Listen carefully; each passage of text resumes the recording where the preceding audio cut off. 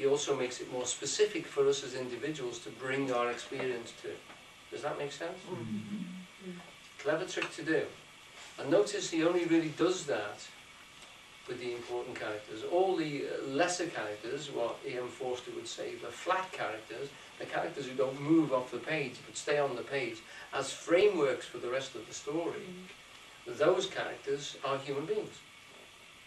So the police and the judge and the washerwoman and the jailer and the jailer's daughter and the fire engine guy, they're not really even named. They're just kept as functions. So Grahame's playing about with this idea of society, and he's talking about what is the character behind all of this and what is moving into these situations. Okay, very much.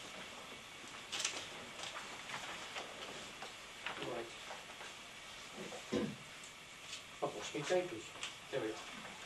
Good. Right, so we're talking about the animals as a masquerade, as a mask if you like, or a form or a social role, as a type in society. The anthropomorphism, that's literally the man-shapedness of human animals, similarly to contemporary writers like Lewis Carroll and A.A. Milne, with using animals because of their characteristics. By so using animal characters, they can place rigid social roles and behaviour right there before us, yet enable them then to be completely ignored or deliberately and consciously alluded to by the author and the audience alike. So that when you see Mole, you get a feel for a particular character. Now you could nail it down and say, well, he comes from the earth, he's underground. He's a creature of habit. He panics when he gets near the river first time, when he first sees it. He panics when he goes into the wild wood, you know? He's obviously lived in the dark. In the wonderful drawing that my dear wife did yesterday, you can see he's got little tiny eyes, closed eyes. So he's not a creature of light, or he wasn't until he met Ratty, until he came up that spring morning. Okay? So, without being too sort of formulated, we could say he is a distinct type of person. And when you relate him to Ratty, we can see that there's a relationship that builds between them. Remember, when the rat goes to his house, he refuses to be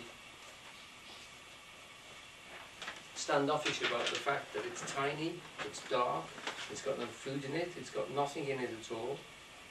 He responds to the fact that it's home to the mole. He responds to the fact that he loves it, that the table and chairs, there's only 2 chairs, the table is too small, you know, that nothing in the house works or anything like that. He doesn't, he sweeps all that aside, makes it homely, goes and gets some food, gets things in. He helps immediately. There's no rancour about the fact that this place is not in the best of shape, shall we say. So we're talking about, Grahame is telling us definitely what's going on here, and he's moving characters from different levels who are relating together wonderfully and giving them a regular, proper friendship. But they are not merely social roles to these writers, as they weren't to Ovid and Aesop. And noted they're 2 classical writers who used animal forms quite a bit. And notice particularly in The Wind and the Willows, only the important characters are presented to us in animal guise. Right, now there's a really nice little quote about Mole here, which will tell you a little bit more about him. And that's...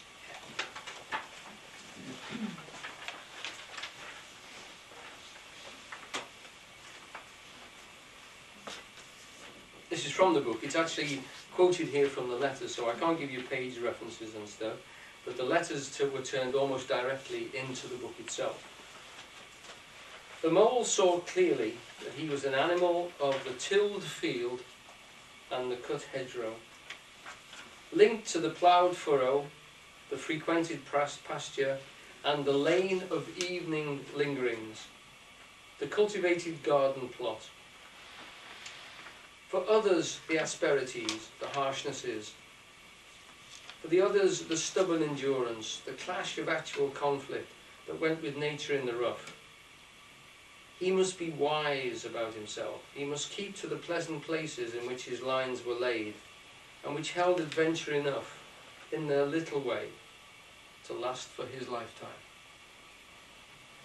So he's a person who realises that he's small beer in that sense, but that his life is rich in that, in his ways, in his keeping of the tracks. Now, those of us who study with Eugene know that he talks a lot about having a routine, a furrow, and that routine very quickly, if you're not careful, becomes a rut. And you know, if you keep on going round in that, it will embed you. You engrave yourself into a life by doing something in a repetitious way. You become engraved in it if you're not careful, and then you become trapped.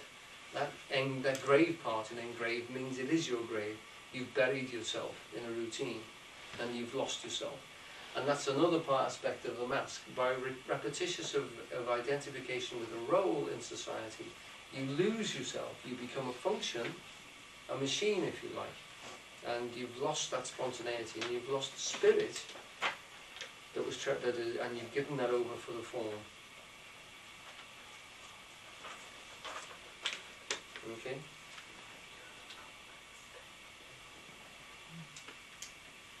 His lines were laid which held adventure enough for him in their little way to last for all his little lifetime. So that is talking about, literally, so we get here the fact that Grahame, as an outsider really in his nature, he was a Scotsman who came down to London, entered the Bank of England, so he must be used to a routine life. He sees this in all forms, travelling to work every day, etc. And to him, the spirit of life, the escape for him would be boating. We've read about the way he feels about it, and what actually happens to him, the way that moves him.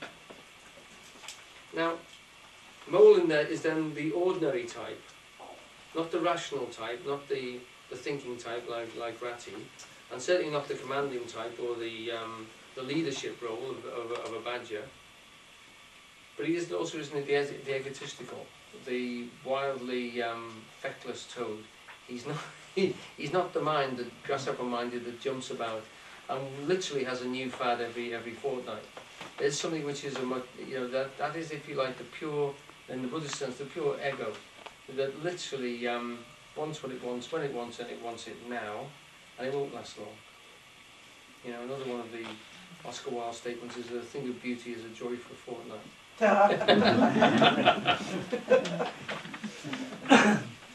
And we have to be careful, because that's how we cheapen our own life. You know, the